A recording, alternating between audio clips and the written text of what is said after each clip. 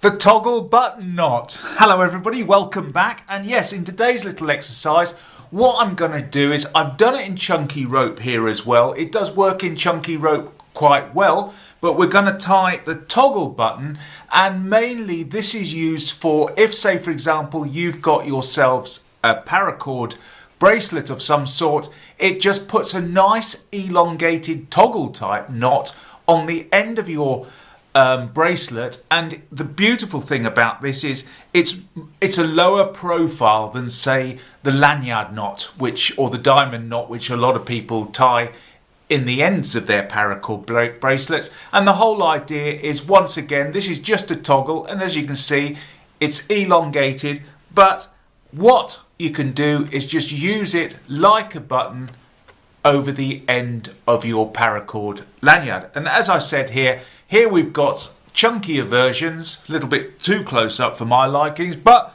we'll sort that out in a bit. And also at the end of the video, I'll just explain the process of how to make this. It's quick and easy. It took this particular bracelet took me about 5 minutes to make. I'll explain that at the end of the video. Anyway, let's get on and let's tie the toggle knot. So I'll see you in a bit. Okay, so as you can see, I've got my cordage laid out in front of me, and what I've done in this particular case, I have centered this, and then once I've centered it, like you can see in front of you, I've put a bite in at the top here. And so let's now get on and tie our toggle button knot. So to tie this knot, the first thing that I need to do is I need to get hold of the top here. And what I'm going to do is just twist it over and form a loop in the end of my rope. And now you can see, so let me just point this out to you. So now you can see here, at the top here, we've got our loop. It's going from the right hand working end underneath the left hand working end, around over the top, and then it's going over and then running off to the left hand side at that point there.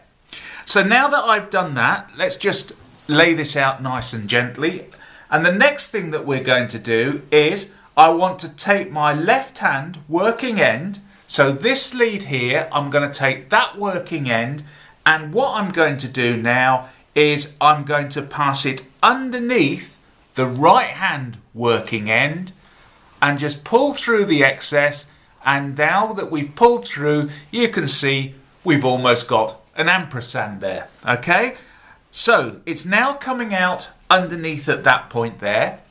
The working end is going up there. I'm now going to take that working end, and the next thing that I'm going to do is I'm going to pass it underneath that top loop and pull through the excess. Just hold everything else down nice and flat, and you can see now here we've got a rather pleasing, almost pretzel shape at this point here. Now that I've done that, the next thing that I'm going to do is I'm just going to move that working end going down to the bottom, just over to the left hand side a bit out of the way. And then the next thing that I'm going to do is the top working end. Let's just bring that in. This top working end here, so that working end here, which happens to attach itself there, is now going to weave itself down through this actual crisscross over here. So what I'm going to do now is pass it underneath the first part of the loop. So you can see there it's going underneath the first part of the loop.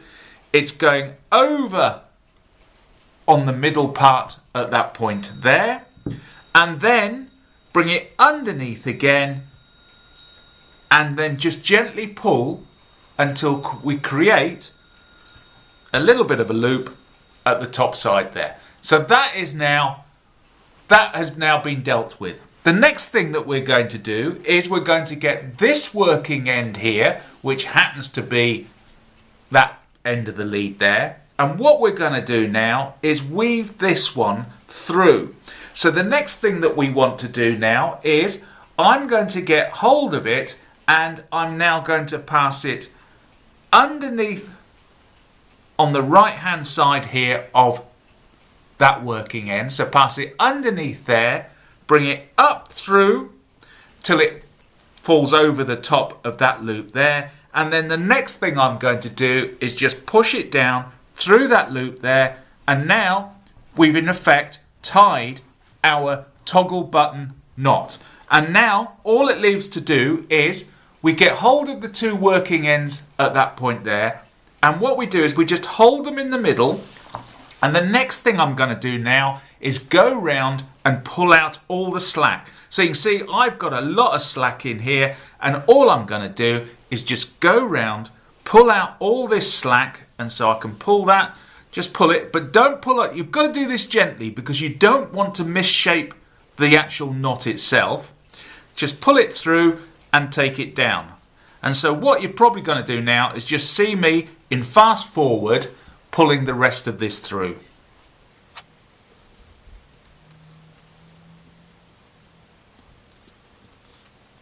Okay, so we're at this point now here. You can see we've still got the toggle shape, but it still wants tightening up some more. But now that we've taken most of the slack out of it, what we want to do now is bring our two working ends here together nicely at this point here. And now, when we tighten up on this, what we're doing is we're going to just keep pushing the knot down so that it tightens up around those two ends that we're holding here. So just keep working your way around it, hold them tight, keep working round, and just pull up the slack. And what we're doing is just forcing it downwards, and gradually you'll see then we end up with a nice, secure and smart looking button at that point there. A toggle knot as such, or a toggle button knot. So anyway, that is what you're going to do. I'm just going to go round and tighten it up a bit more, and then what I'll do is I'll show you on this one here exactly how I just created that out of two different pieces of paracord. Okay, so as you can see, I've tightened it up a bit more, and we have ourselves a nice pleasing toggle button knot. And here's the other one that I made in the red cordage, and here is the one that we did in the bracelet. So let's get on now and just quickly show you how I actually, out of two pieces of paracord, produce this bracelet. It's very easy, very simple to do. So the first thing that I did was I got myself a piece of paracord, and in that paracord I tied the toggle knot. So let's just tie an overhand knot here just to simulate the toggle knot. So there we go, put an overhand knot in, and there we go. Let's imagine that is my toggle knot at that end there. So it looks as pretty as that one there, but it doesn't look as pretty, does it?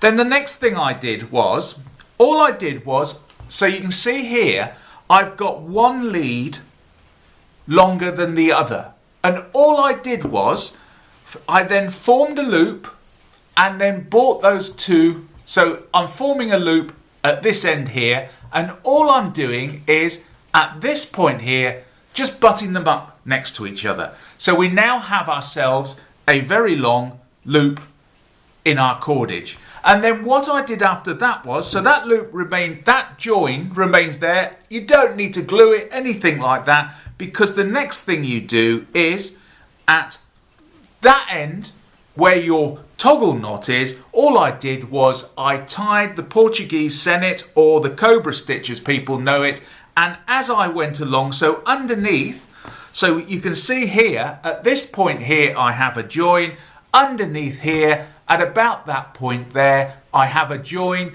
I've just butted them together, and then over the top of that, I've tied the Portuguese senet, and it's not going to come undone. Trust me, it won't come undone if you tie it nice and tightly. And if you're slightly concerned that something's going to come undone, you can easily coat it with the finishing solution. And I'll drop a link in the drop a link in the description where you can see this finishing solution being made up. And you can use that on your knots to make your knots stiffer, protect your paracord from getting dirty. If it does get a bit dirty, it's very simple just to wash it off. And so that's basically all I did in making that nice little toggle button knot.